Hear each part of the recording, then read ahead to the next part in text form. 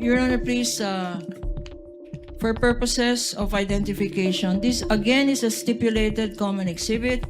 This AOM, dated February 1, 2024, corresponding to the first and second quarters, have been identified as Exhibit P-1-12-E for the prosecution. Thank you, Your Honor. On the part of the defense, this was pre-marked as D-1-105-OVP for the information of the Honorable Court. Noted, Attorney Caponan, may proceed. Please look at this AOM and refresh your memory. What, Mr. Witness, did you observe from this AOM?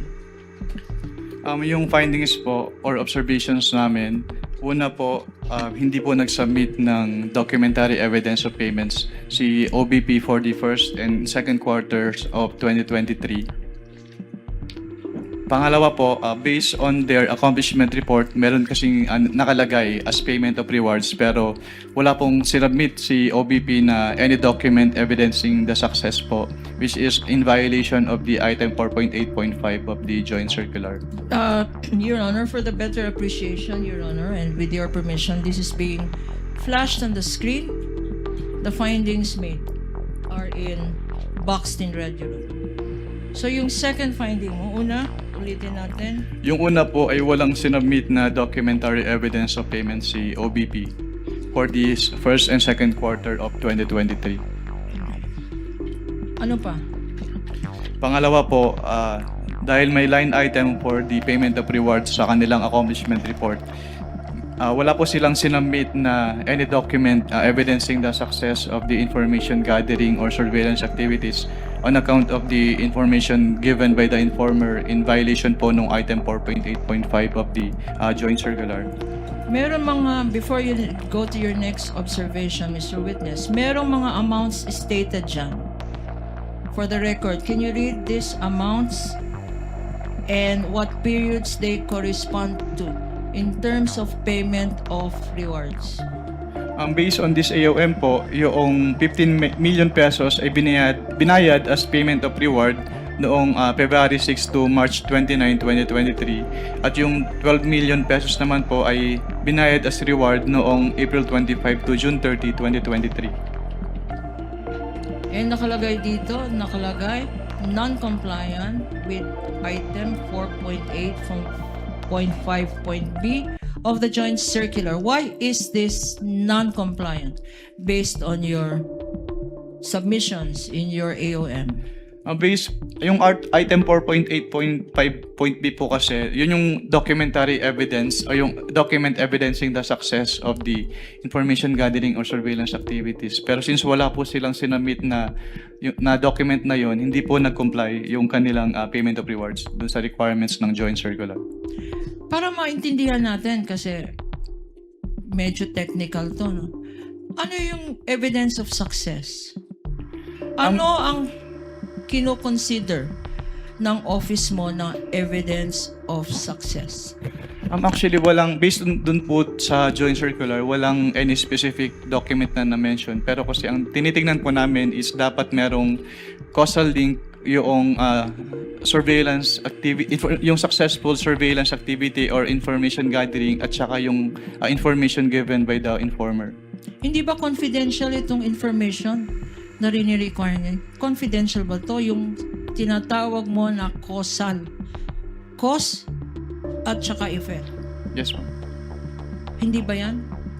Is that confidential information? Since yun po yung requirement ng joint circular, kailangan po nilang i-comply po. Necessary ba ang... Ano ang... No, I will refund. Next question, Mr. Witness. There is a box here in paragraph 3. What is this all about? What box po? The Sa one being report? shown. Ano ang nakalagay dito? Nakalagay sa paragraph 3 that the amount with reference to medicine and food aid. Please look at your notes and tell us the significance of these findings.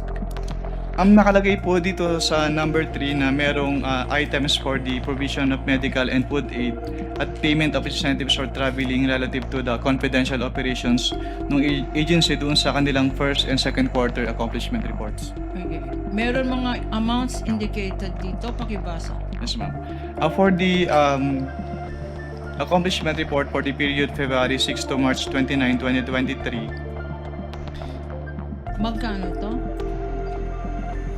sa provision of medical and food aid po, ang nagastos nila ay 42 million pesos.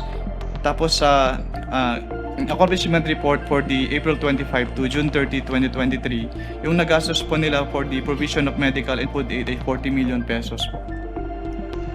So, ang total nito, Mr. Witness, para sa period na to ay 42 million plus 40 million. Yes, ma'am. 82 million, Mr. Witness. Based on their submission po, yes, ma'am. And 82. based on their submissions, did they also attach to their submissions any documents showing or proving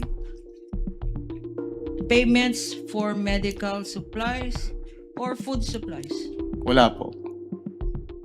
Again, meron pang ibang figures dito, pakibasa, and what are they for? Yung isa naman po, yung February 6 to March 29 period, 10 million po yung binayad for the payment of incentives or traveling relative to the confidential operations.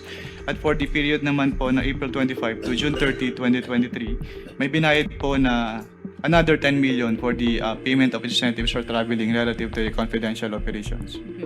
So, sa binasa mo, ang total dito ay 20 million. Yes, ma'am. At itong 20 million ba, may kasamang mga resibo or attachments para patunayan na nagastos tong 20 million para sa travel. Based on their submissions po, wala pong inattach si OBP. And sa last sentence, ano itong amount na 20 million pesos? Ayan po yung total po nung kanilang payment of incentives or traveling relative to the confidential operations for the first and second quarter po. Okay. Ngayon, meron kang conclusion sa last paragraph. Can you read it? The provision of medical and food aid and payment of incentives or traveling relative to the confidential operations expenses do not fall among those enumerated under item 4.8 of the joint circular. Thus, the same should not be charged against the confidential fund of the agency. At sinasabi mo ang nature ng listahan sa joint circular ay ano? Exclusive po. Exclusive. Anong ibig sabihin ng exclusive? Bawal ang wala sa listahan. Tama ba yan? Yes, ma'am.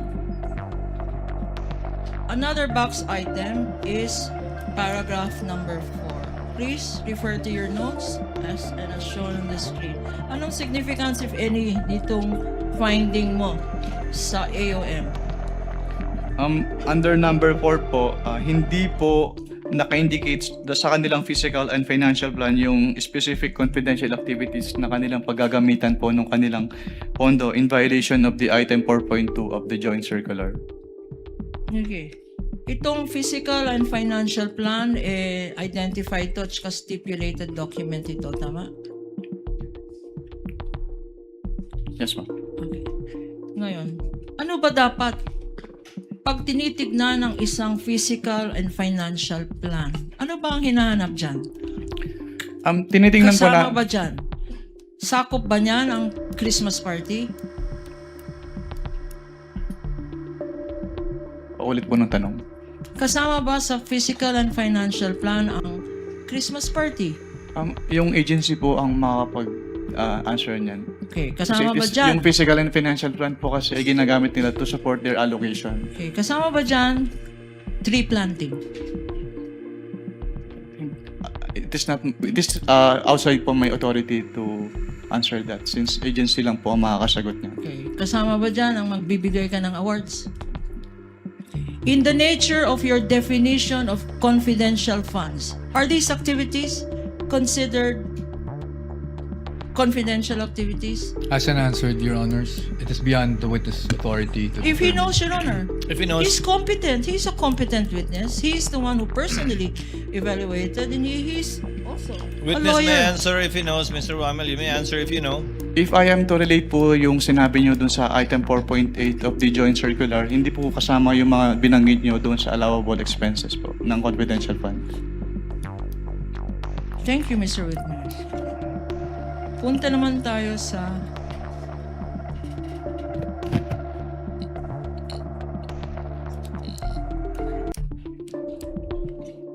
itong AOM, Audit Observation Memorandum. Ang exhibit number ay, for the record, P-1-12-E.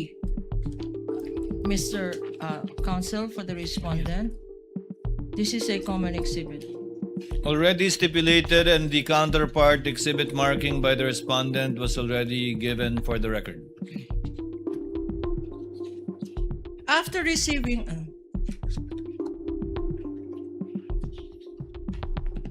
Your Honor, may we just clarify if we're referring to the first quarter AOM?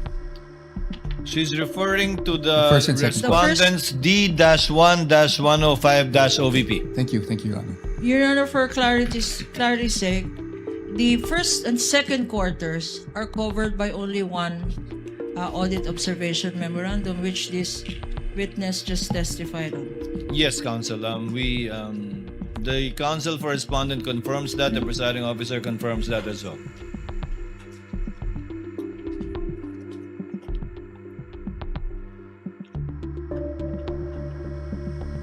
What other liquidation documents, Mr. Witness, were submitted to you for the Office of the Vice President? We now go to the third quarter.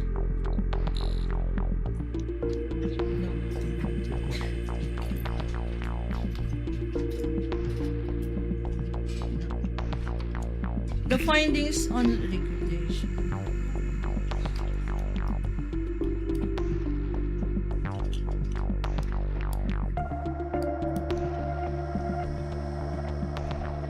Mr. Witness, what were your findings?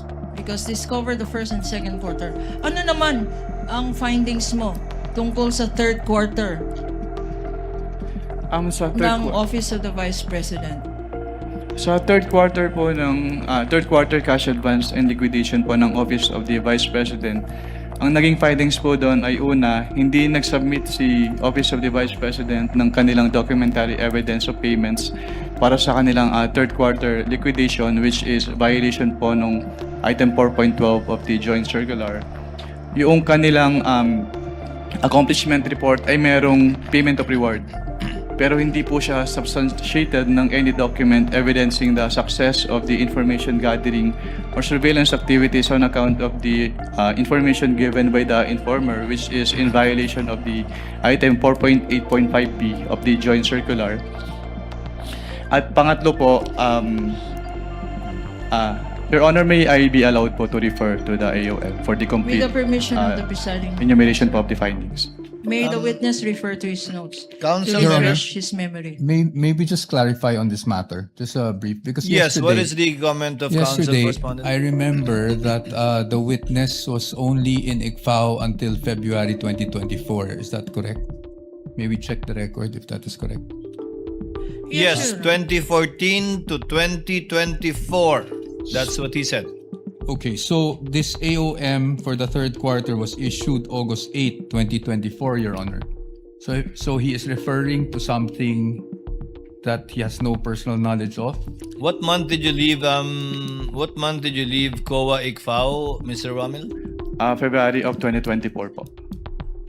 Your Honor, please, this is preliminary. We would have, if we were allowed to continue with this questioning, Your Honor, that this witness will attest to the fact that he was the one, before he left, he prepared a draft of an AOM for the third quarter. And if I may be allowed, maybe counsel will see the relationship of my question to Then This AOM. witness, kindly not refer to an AOM. If indeed you prepared a draft, as you will testify on later, you can refer to your notes, but not the AOM. My apologies po, Your Do you Honor. have notes pertaining to the draft you prepared, pertaining to the supposed AOM issued after you left COA ICFAO? I don't have my notes po with me. Pero I can give po yung the additional audit observation po based on my draft po na sinamit sa ICFAO. May we see the draft, Your Honor, before Do you gives have a his copy of the observations? draft, Mr. Wamil? I do not have the copy of draft po with me. Nasa we file po object, siya ng Your ICFAO. Counsel, Attorney Cabonan, do you have a copy of the draft? Will you be marking it? No, Your Honor. We are not marking a draft.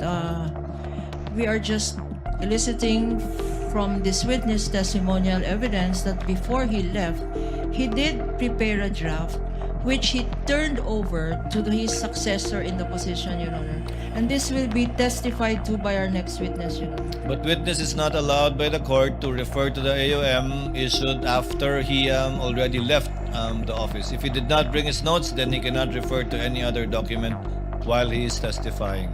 Resubmit, Mr. Subject to those conditions, counsel may proceed.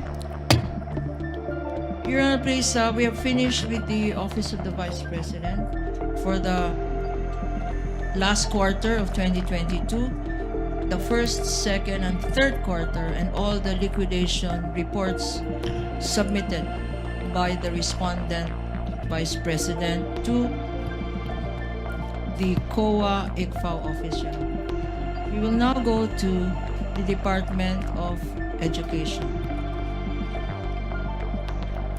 And for this, Your Honor, can I ask for a 1 minute recess so I can confer?